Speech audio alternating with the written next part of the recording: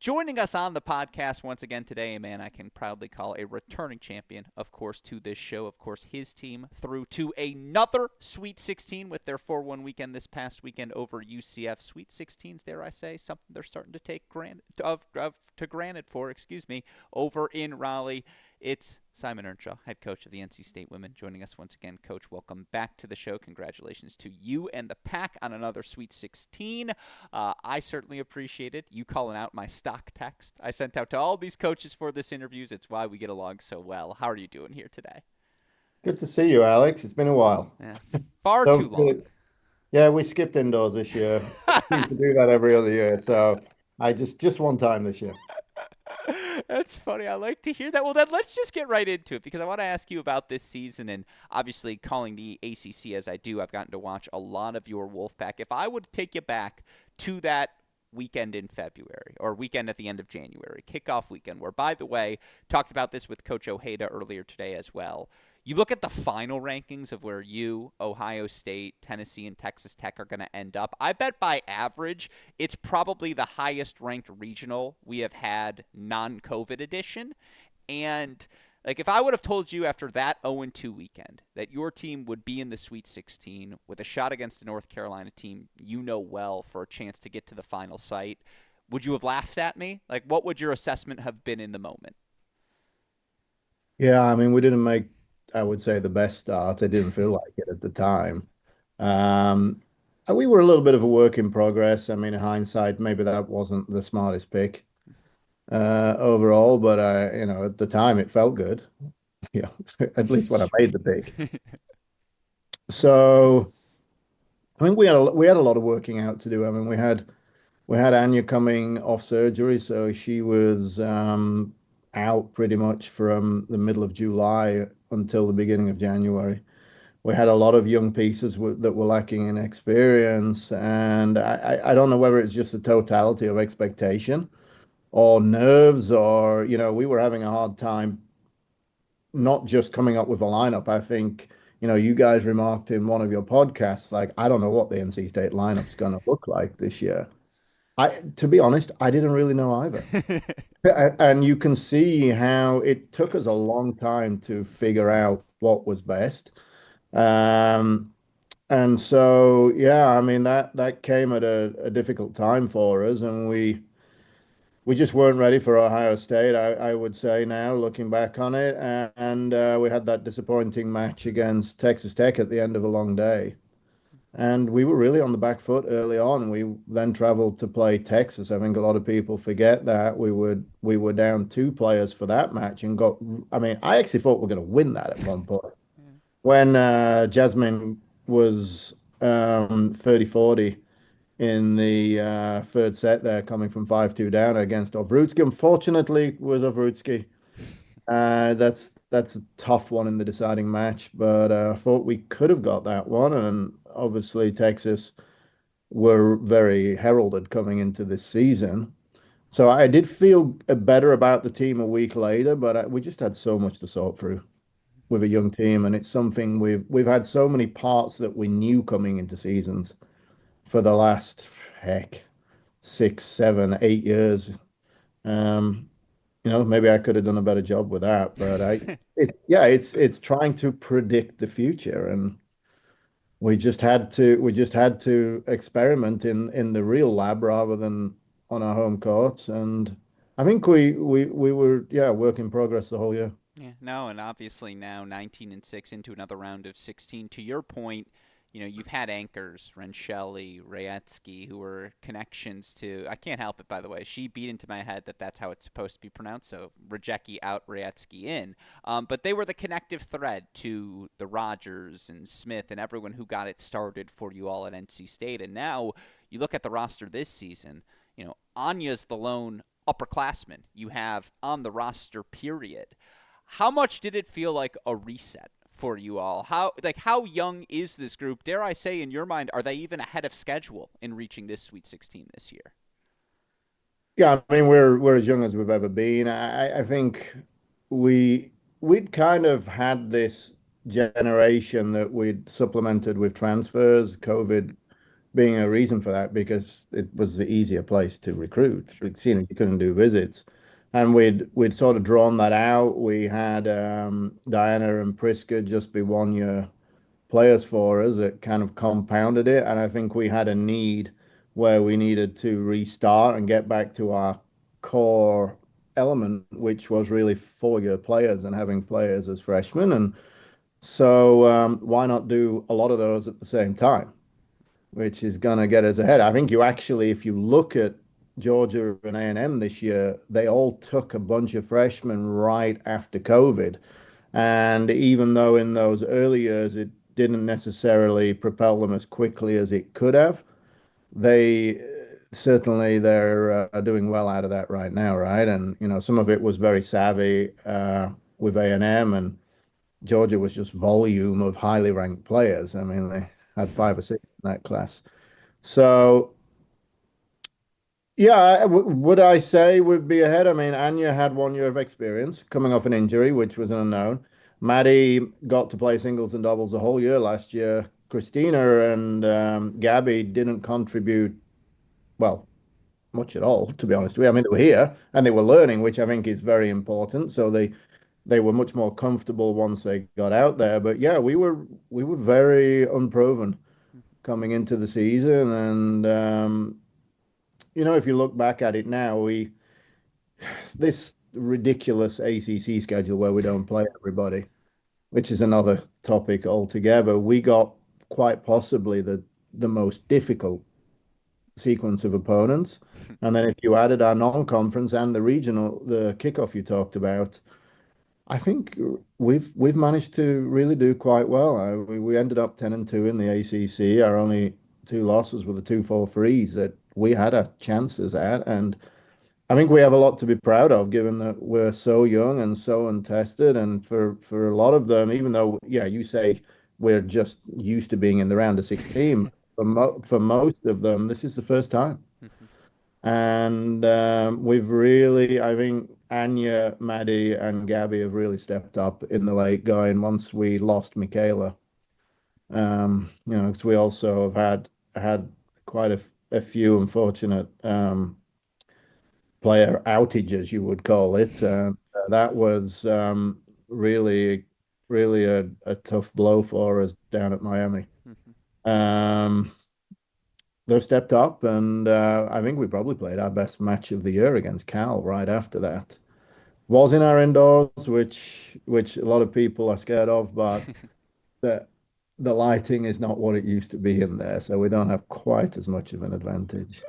I like But that. yeah, no, I think this probably been overall one of our better years, and you've seen our team really grow almost month to month as the season moved along. Yeah, I want you to know I too fear that indoor facility because I know to text everyone schedule clear. Like this is going to be some fun. It always gets Yeah. fun, certainly indoors. But a couple of things to follow up on off of that. That first piece, which I do want to ask you about because I want to ask all of the coaches as conferences went different directions. I know how closely you follow the numbers. You might be able to lay out the case statistically in a way better than I ever could.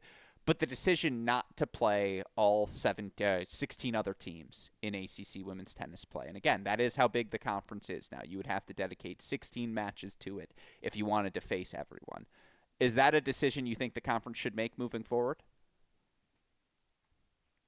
I think if it's in the best interests of the teams that are making the tournament and trying to go as far as hosting regionals, yes, absolutely. I think the problem is everybody gets a vote. And if you're on the bubble or you're below the line, they're probably going to say no because of the 500 rule. But it is interesting when you look at the rankings, even though Florida and Alabama were in position to make the tournament, ultimately they ended below the cut line. So maybe potentially, um, I don't know. I know both of them. They had their issues with players being out, didn't they? Which I think ultimately is what got them. Because Alabama looked like they're in good shape for a long time this season, but we should because when you look at it, I sent you a DM, right, Yeah. and said don't sleep on the ACC. And we were missing matches this year, which would have pulled everybody up. If if Duke and UNC play Virginia in the regular season, they did in non-conference matches, but those regular season matches never took place. That's a lot of points somebody's going to get, and the higher they get, it sucks everybody else up. And I think if you look at a good example is Miami. They ended at 50. Miami with Alex and Noel was not the 50th best team in the country. I mean, seriously. And if they'd have been 10 spots higher, then a lot of people would have been higher. So yeah, it was an interesting season. I think, maybe that was one of the sort of pivotal things with the ACC, but I also think the fact that Hovde and Noel didn't get eligible until ACC play started really hurt us in the non-conference. And, we got to do a better job of getting players eligible at the same time as the SEC as well, because they were all good to go before the kickoff, and we're still hanging around in the middle of February where these two players are waiting. And I can't imagine there were that many differences in the Yeah, no. in the things that were going on, and I think that impacted it as well. There's a lot of different threads in there, No, Alex. that makes a lot of sense to me, and yeah, I guess this is where I would say call me out if I'm wrong, because and this will be a blunt way of putting it, but if your hesitation is the 500 rule, like am I being an ass if I say you got bigger problems to worry about? Like I just feel like especially in your regions respectively, you can find schools if that's your concern, doubleheader it. Like all I have to do for a North Carolina school, not that I'm saying you guys are in this case, but like look at Wake Forest's schedule. If Wake Forest can schedule 99 matches in the course of a dual match season, you can find the two extra doubleheaders you need. And to your point, it's like Missouri's win over Florida means Missouri's in the hunt now. Let's say I don't want to throw a school under the bus. Sorry, love both these programs, great people. Boston College. Like, let's say Boston College on the right day, because they've got some talented players, on the right day, knocked off Georgia Tech or a Clemson or maybe even you guys one day. Like, isn't the opportunity for that and knowing, okay, I have to find double headers elsewhere, not to speak on budgets, apologies. Like, am I being an ass for being like, I'm sorry, the 500 rule should not be why you don't do it? Yeah, I mean, I was in Division Two for a long Yeah. time, so when we talk about budgets, it's a little relative, right? I mean, you've got to do what you've got to do, but you're absolutely right. The more we play, these results are going to happen somewhere. Obviously, it could happen to all of us, and it's not like Boston College is a weak program either. I mean, they've got, very good players. It's a very attractive place and school to attend. I know Nigel well, and he's trying hard. Yeah. That's for sure. And all those schools. I mean, Louisville did a good job this year for sure, and maybe those extra matches could have sucked them up a little further. So yeah, to me, on balance, it's worth the risk Mm-hmm. with 500. Then you've just got to work and work the phones and figure that out. That if that's the limiting factor, you can fix it. Mm-hmm. You have control. The one thing you can't control is if you get the wins or not in the conference. But it's going to happen. Yeah. It's not easy to go. I mean, Cal have got to go to Boston College or Syracuse, or Cal have got to go to Miami and Florida State. And likewise, those teams have to go the other way. These are not easy trips. And I think you've seen with USC and UCLA, USC lost to Penn State, right? Yeah. On the road. And it's not easy to cross the country and play in very difficult and different environments. I think it's good that the California schools are getting to get their toes wet with that, because they've always kind of been averse in that regard just because of their conference affiliation. Mm-hmm. Yeah, no, I completely agree. I think, yeah, look for UCLA. They're in the round of 16. They lost to San Diego State earlier this year. Like, losses happen. And I just, the key Yeah. is to your point, you said it perfectly. It's the risk of it all. The risk is worth it because a great win is so much more valuable to you than a bad loss hurts you. And that's my lesson from this year, looking at how the SEC again. Tennessee was the seventh seed in the conference tournament, and they were 10 overall in the country. Like they did some Yes. things right, in my opinion, mathematically this season. But more about your team now. And you mentioned Anya at the start. For her to go from pretty much no tennis in the summer and fall to looking at the final number, I think it was 2-3 at the top spot, 10-7 overall in dual match play. But I don't think that does justice to her month of April and just like how excellent she was, particularly as you mentioned in a rough stretch for you guys schedule wise, Virginia, Duke, UNC back to back. Like, talk me through her recovery and just being the upperclassman this year, how that seems to have brought out the best in her. Yeah, I mean, don't forget we played at Florida State, at Miami, and then at Stanford and Cal just for the heck of it to finish with. Yeah, I mean, for the experience of team that we had, that's kind of a crazy Yeah. close season. And that's that. Look, never mind, we had Georgia Tech and Clemson right before that as well. But Anya, yeah, I mean, Anya had been here at that point for 4 semesters. She started in January of 2023, and obviously that was a year where she wasn't going to see much playing time. So been here 4 semesters, actually only played two of those semesters. So I think she'd made some improvements and really gained in strength, and I think it's more maturity. To be honest with you, she's got a much better idea of what it takes and how she fits into everything.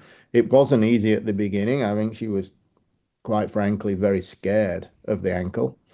Nothing really could go wrong, but you got to gain confidence in it. And as that confidence has grown and she's found her feet, I think the first one was where she realized, actually, I think I can get this going. Is she was up a set on Piper Charney, which is no joke. Yeah. I mean, in a dual match, Piper Charney is an absolute beast. And I think she could see in that match that, you know what, I think things are starting to tip in my favor. I've just got to get the match fitness and be a little bit tougher right now. And I mean, she had an excellent run there. A little bit, for her, she's having to play higher.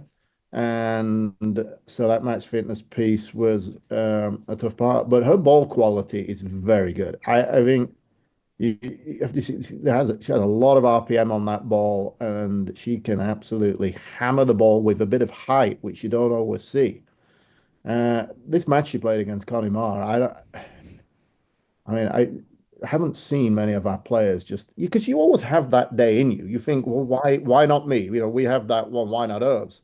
And then today with our basketball teams, why not? And she just had one of those days there that everybody has in them, but to actually realize those days isn't the easiest thing. But yeah, particularly I was very impressed with the Duke and UNC results because we played Duke to the death. Yeah. And there's every reason we could have been gassed against UNC on the backside of that weekend. And we had the same exact match right there. And Anya hung in when she could have gone away in the past against Radman. Mm-hmm. And I think that showed a lot about the improvement and the maturity that she's been showing. And she's done a good job as well because we've not had, after Gabby and Maddie in doubles, really a ton of stability, but we found it down the stretch as well. And yeah, I mean she's obviously very important for us. And yeah, I mean, who knows now moving forward? I guess I mean she's way ahead of where we thought she might be Mm-hmm. coming off the injury, and she's going to get a whole summer as well now that she didn't have last year. So Yeah, no, and you mentioned it. You mentioned two names there, Maddie and Gabby, and what they've done at the number one spot. 17-6 overall, 41-21 this year in doubles. Working in all the new pieces to what we like to refer to, of course, as the system. Especially, again, losing Michaela and seeing Mia step in with Christina. I think they're 4-1 or maybe 5-6 now after last weekend at the three spot. Um, how confident are you with this team's doubles point? You know how important that point will be against North Carolina. How much work have you guys put in to get to this point now? yeah, I mean, I think we knew doubles was going to be a challenge as well. We're giving so many new pieces this year, and I think a lot of them they don't put as much value in doubles in the junior tournaments. So almost trying to encourage people that the doubles is important. The first time we played UNC, we won the doubles point, but I'm not really sure what Brian was doing with his doubles lineup. Yeah. It's one of those ones where it's actually quite annoying because you win the doubles point against UNC, but you gain nothing in the doubles rankings. It's like great. And if we would have lost some of those points, we'd have got killed in the doubles ranking. That's funny. Yeah, it's true. with the way the rankings work, you might be playing a team of Brantmeier and Tanguy and you get an unranked loss. So yeah, we actually played pretty well in that match. I want to say UNC's maybe only lost two doubles points this year. I think lost to us and Clemson. Um, they played very well in doubles at the ACC tournament. Number one doubles was really clicking for them. They got two up a lot in that match. And number two doubles was actually closer than it seemed, and we won at three doubles that day, and ultimately the doubles was a telling factor. So I mean, I think a lot of them have, it's been a work in progress, trying to understand like, a lot of them we everybody knows what we're going to do, right? But the problem is right now it's almost like some of our players second guess it a little bit, and they're Sure. not quite all the way there. And we're working on such fine margins all the time. So if they're doing something that's a little unnatural to them and it goes against their instincts, it takes a little bit longer almost to get them to walk the plank.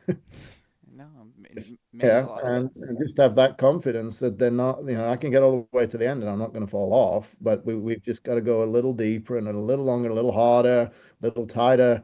I mean, look, we just go tee all the time. I mean, everybody knows. I mean, half of it's so funny where some of the other teams stand to return serve against. And I think it's in their mind, they think we're going to do the opposite, but Yeah, we don't, right? yeah, But yeah, I mean, I think once they understand that if they have enough quality, it's more about us being predictable rather than the unpredictability of it. And just look at the Bryan brothers. Everybody knew mhm, what was going to happen, but if you execute enough, the same way if you're a closer in baseball, they know what's coming. Can you hit it consistently? And we've gradually been getting there. And I think this is, strangely, Michaela was just thrown in. yeah, And I think again for her it was a little unnatural was the doubles. She's got some improvements she needs to make to see the same level that she has in singles. But this is probably our best iteration of our lineup that ultimately evolved. And for a while there it was sort of like win at one and hope we win at two and three. mhm. Maddie and Gabby can't win every single time, and we started picking up wins at two and three doubles. So I think we got different ways to win the doubles point now. No, absolutely. And, obviously Maddie, long time believer in her game. Us Michiganders, we like to stick together. The Gabby side of things. I remember really watching her for the first time at the All Americans and just being like, oh, I didn't know she was this explosive as an athlete. And obviously what her and Maddie have done at that number one doubles spot, but she's also 14-4 in singles this season. And year two is always such a big year in college because a lot of times it's you'll sink and maybe you look for a different program, whatever it may be in year two, or you start swimming and you find your footing. And now you're someone who we know to watch moving forward. What has allowed Gabby to be in that later camp? What has been the focus for her that's allowed her to, again, not only take a jump, but be able to do it playing top four in the lineup as well? Yeah, I think a lot of people felt that Maddie and Gabby had a little bit of underwhelming falls, singles wise, and quite frankly, they did. It's a little bit frustrating, but the ability is definitely there. They're very different. Yeah, I mean, you can just see that in height. Even if there was a picture on our social media where they looked the same height the other day. That's very strange. I think Gabby was probably standing three courts closer than Maddie.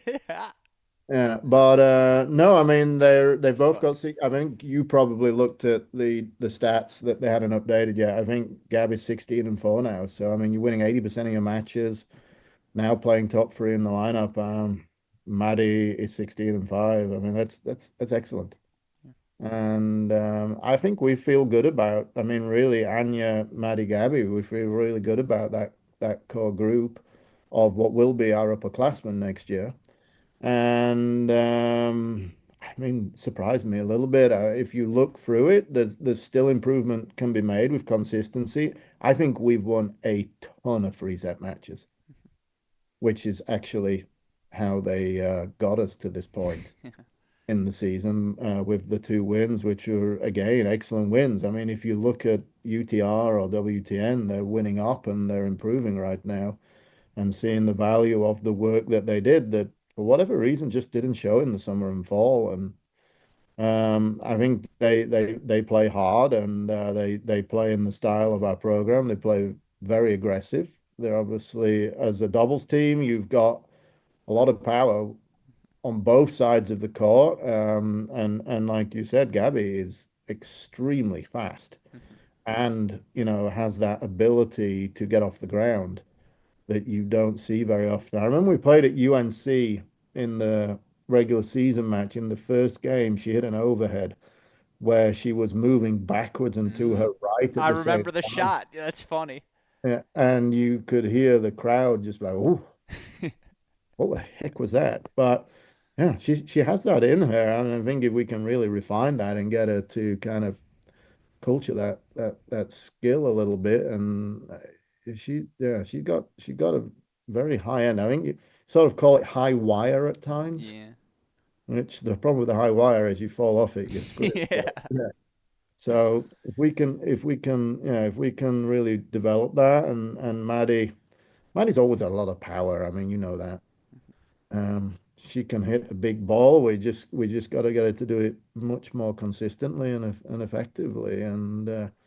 But it's but it's there, isn't it? I mean, she's been doing great as well. It was pretty nice that they were an All-American for winning the All-American, so they didn't really have too much pressure the rest of the year. Yeah. For them to do that as sophomores, yeah, very promising. Yeah, no, and you're so right. I'm glad you talk about going back for the overhead because the true mark of trying to figure out how athletic all these players are, it's not how fast you move forward. It's how fast you move backwards. And like watching her get back to snap an overhead, I remember at the All American be like, again, whoa, like wait, this was just sitting on the bench. You know what I was thinking is, how was this on the bench when this team struggled in last year in doubles the way that they did? Well, we're talking about this year. Yeah, that's very fair. Good, Very, good very fair. question. I mean, terrible coaching, I guess. Probably, yeah. No, Just if anything, it's the awful. other end. It's a year in the system. You learn how to do that. Yeah, I Yeah, think we knew it was. I mean, we saw it a little bit, but it was just inconsistent, yeah, and we got to see it day in day out, and yeah, it was a keeper. yeah. And very well. Again, well assessed by you all. And, again, there have been a lot of good wins. You talk about those three-set wins and playing close matches. That was on display. I know it was a 4-1 win over UCF. Anyone who watched that match, and I happened to be on the call for it. By the way, apologies to Anya. She was down 4-3 in that second set, and I was like, okay, I'll go check back in on it in a second. And then I was like, no, I'm going to win 3 games really fast and get off the court. So I missed her match point. Apologies to her here on this show. But, whether it's that 4-1 match, I know you alluded to the match against Michigan earlier this season. Is there a match you could turn to where coming off of it you felt proudest of this group this year? I mean, we had a couple of big wins, didn't we, against Michigan and Virginia. Hmm. We did our usual scrap out a win in South Bend. Like, we're like a Houdini act in South Bend a lot of the time, which is, I don't say that in a bad way. Yeah. That team was good this year. Yeah, no, no. Notre Dame at home are Yeah, always good, yeah. always really, really good, and that's a huge challenge. I actually think, strangely, given how it went, the fact that we made the Florida road trip and we won both. I know those two teams were not in the tournament, but that's really a very, very difficult thing for us to navigate, and doing it sandwiched between the some of the matches that we had, I think was helpful. Maybe the Cal match, to be honest with you. That is an excellent team. I'm really a big fanboy of Lammy as well, so my family loves Lan, Yeah. and the fact that we were able to play so well in that match, and I think really like with Gabby, for her to be able to persevere against Lan and beat. I know that it's all Lan all the time, but I mean, Mushika, Alsola, I mean and Amanda does a great job there. I think that match particularly, we played our best match of the year right after losing Michaela. Well, we didn't know we'd completely lost her, but we knew it was going to be some time at that stage. That was really a sign that we'd grown up, and yeah, we're going to be okay. Yeah. No, I mean that was a fun one. There are many fun examples. Yeah, that Stanford match, they had Yepafanova back. That was a fun 4-3 win as well. Plenty of fun ones you can turn to. Yeah, Heck, you know what was fun? Last weekend's win to advance to another round of 16. I'm sure. no doubt. Yeah. Yeah, not a bad one either. if you could go back and rebudget your time accordingly, this is something I'm asking every coach here this year to spice things up. What's one thing you would spend more time practicing on with this group this season? Yeah, you got me there. Uh, Wow, that's a first. yeah, anything that could have given me a better idea of our lineup, even sitting there on New Year's Eve or I just didn't know. I, and it didn't feel good, to be honest with you, because you kind of write it down, you try different things, and we just didn't know. I mean, I'd never been as lost in that regard. We knew Gabby and Maddie at number one doubles, and that's all we knew.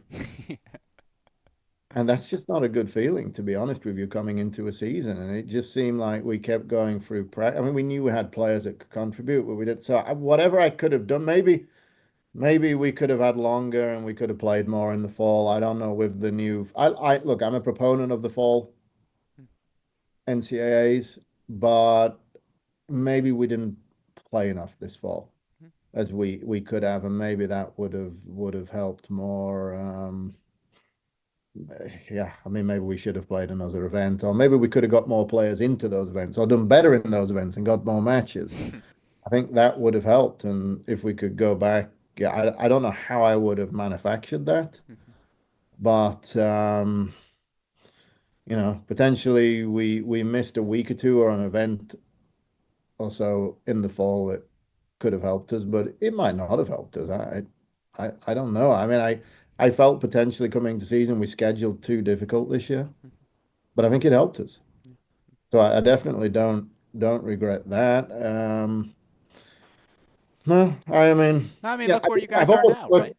I've got to look. I got to look at the Miami match. Could we have done something differently? And anytime you lose a player, you always gonna second guess Yeah, everything that you've done. yeah, And I don't know how we could have managed that any differently, but that one's really gonna be a head scratcher, yeah. to be honest with you. No, and obviously, it was a question on my list. I assume that means we will not be seeing Michaela this weekend. No, we scratched it from the Yeah. lineup completely last week. So Again, so disappointing. Obviously, as she felt like she was really finding her footing, and again, it speaks to this team is still very young, and maybe even perhaps ahead of schedule. And again, as we talked about this year, a lot of younger players, a lot of players you recruited for 4 years, as opposed to in the past Gina, Sophie, who came over via the transfer portal and had all sorts of success, of course, for you all. Now that the transfer portal has become normalized, now that you've kind of gotten a taste of both worlds, what would your approach be to the transfer portal moving forward? Is that something you will continue to pursue? Do you prefer the 4-year feel that this year's team had? What's your approach nowadays? I feel like I almost have a bipolar relationship with it. Um, I mean, we started with Liz Norman, and we had Jada and Lexi, which were huge components of that first Final Four team. I mean, Jada was a finalist for NCAA Woman of the Year, NCAA which doubles champion. is, yes, exactly, and obviously with Nell Miller. Yeah, sure. Another one. Another one there. We had that run of them, but at our core element, I think that first group of recruits, which the first year was Amanda Ribal, Bianca Moldovan, Claudia Victorin, and they were followed just incredibly in the next year by Adriana Riemi and Anna Rogers. They were those 4-year players were what really were kind of they always took this Mount Rushmore, but that group in 2 years took us from absolutely nowhere to actually this point. That was our first Sweet 16 team, and their journey, I think, is, obviously we've been so fortunate that we have players that have come in with potentially a higher starting point. And I don't mean that in a bad way for that group, because that's where we were. And for them to take the chance that they did on us was amazing at the time, because they probably should have been at better schools or better programs than what we had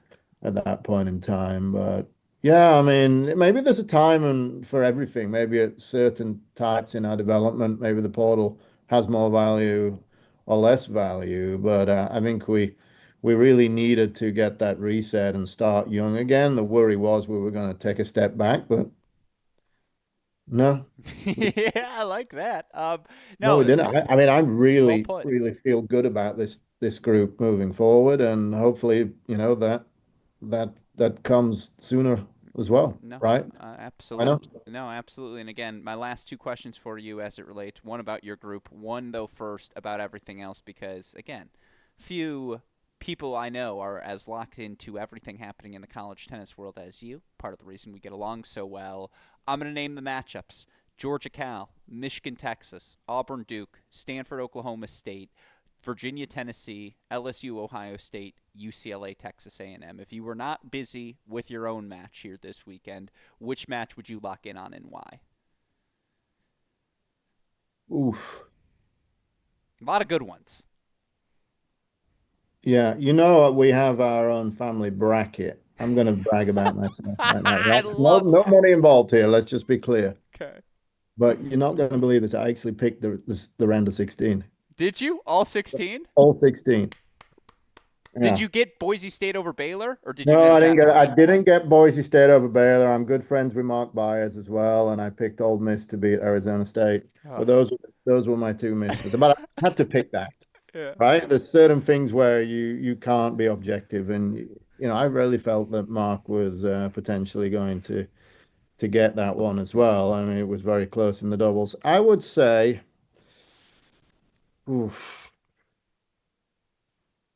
okay, I'm really deliberating right now, right? This is good though. It means you care, so I appreciate that. Auburn Duke, It has to be, right?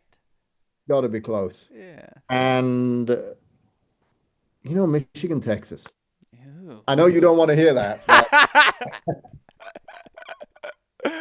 No, it I just got. feels like I mean, they're all very evenly matched matches, but mm, yeah, I mean, Texas looked like they've been picking it up, and it makes sense because they're a young team as well. My sneaky good one. Tell me this, is Okay. that one going to be outdoors or indoors? Texas, Michigan. Yeah. Well, I don't know what the weather's I'll going be to. rain dancing all week if Yeah, that's what you're asking I'm me. No, sure you will. I I'm think sure that you will. match will be outdoors. By the way, I think Michigan will be more than comfortable. Both teams playing No, outside. Michigan Yeah. are great. These days, it doesn't matter indoors or outdoors with them. Yeah. No, I agree. I think the sneaky good match, and since you brought them up earlier, that I would answer if I was getting asked a question that I'm asking all of you is Yeah, Georgia Cal. Like, I believe in this Cal team. And again, apologies for asking you to play pundit here, but this is a yeah, rare moment where I have some time before the next interview, so I don't mind extending things a little bit here. sure. You got to Yeah, play Georgia. You got to play Cal. You know these teams. yeah. I think Cal's in the fight. Like, I think Georgia's, of course, the favorite. They're at home. They're the number one seed for a reason. But Cal is really good. Like, I think even that one versus unseeded could be a 4-2, 4-3 finish. So let me ask you this then. Okay. So Cal and Stanford being in the ACC this year and Mm-hmm. having to take the lumps that they did and go with the travel, has it actually helped them? Because if you look at the Cal Washington match, some people potentially were surprised that that went the way that it did. And you have to kind of double check the box score. Yeah. But maybe these are actually more battle tested versions of those teams right now. 100%. I mean, when I write my book, which, as I alluded to in tennis recruiting, is going to be called "It's More Than It Isner: A Complete History of College Tennis," because Yeah, that's a good, obviously, yeah. yeah. And I will do a chapter on again, all of these travels and what again, like this Cal team was like 1-4 and an afterthought, and they're not going to get a full chapter, but they'll get a page in the chapter of Yeah. things you forgot. And like, yeah, I do think it helped them. I think for all of these teams, like this gets back to what we were talking about earlier. If I'm an SEC team, there is nothing in May I haven't already seen. I had Texas A&M. I had a Tennessee Vanderbilt trip. Even like Florida South Carolina is not an easy trip. Auburn Alabama is not an easy road trip. Like I think for all of these teams with these super conferences now, you can go across the board. Oklahoma State, you're telling me their losses to UCF didn't have them ready to be down a doubles point in 4 first sets to Oklahoma as they were. Like, I think all these teams are calloused up in a way that I don't remember feeling this many teams were battle tested heading into a round of 16 before. Yeah. Yeah, I mean, well, there's been a lot of high-end matches, that's Right. for sure. And It's it gonna has be to help. It has to help. I mean, we push each other and we get better by doing it. And I think we've got a lot of very good coaches who are really thinking forward. And how can we work on recovery and do a lot of things that can allow us to play these type of matches because these matches are the same as each of these kids going out there and playing a semi-final and a final every weekend. Mhm. So yeah, you don't have to battle your way through the first three rounds, but they're extremely high level matches, and I think we all know it's like you can't go away in a dual match. Yeah. And it's not allowed to. There's going to be two or three adjustments by the other player, and it's just as you saw on the men's side with Tennessee and Duke. Hmm. You can't take any lead and closing it for granted. So I think it really helps everyone, and this sort of it's this intermixing now. Yeah. That's very well said. And yeah, I'm going to do a tutorial someday, and it's just going to be called Serving for the Match 40-15. And the answer, just all the lessons, is going to be a PowerPoint slide that says, don't miss the first ball. Because the amount of first ball 40-15, three match points misses that ultimately lead to deuce point breaks, it's an Yeah. epidemic in college tennis right now. And God, it makes for fun viewing. But yeah, some stressful times for coaches, certainly. And, again, in that spirit, my final question for you. I don't know if you've ever heard of head coach Brian Calvison, the North Carolina Tar Heels. You may have. They are obviously your opponents here in the Sweet 16. And again, a matchup you saw earlier this season 4-3, a rematch of the 2023 NCAA Championship. Dare I say, the best rivalry in college tennis of the 2020s. You guys, Georgia, Texas A&M, that's the short list right there. Talk me through what you view as the biggest strength, first, of this Tar Heel team here this season, and again, what's it going to take for your group to ultimately knock them off in advance? Yeah, I mean, I was listening to John's podcast on the way up here, and he was saying that rivalry has cooled off. Yeah, I wouldn't say that that's the case at all. I mean, I don't know what match he was watching, but that regular season match didn't cool off at all. And I felt like we were out there on court for a long time at the time. We were kind of walking a fine line, but that fine line went on for a long time. And it was very tight at the end. So I mean, look, we're going to end. We're very familiar with going over to Chapel Hill.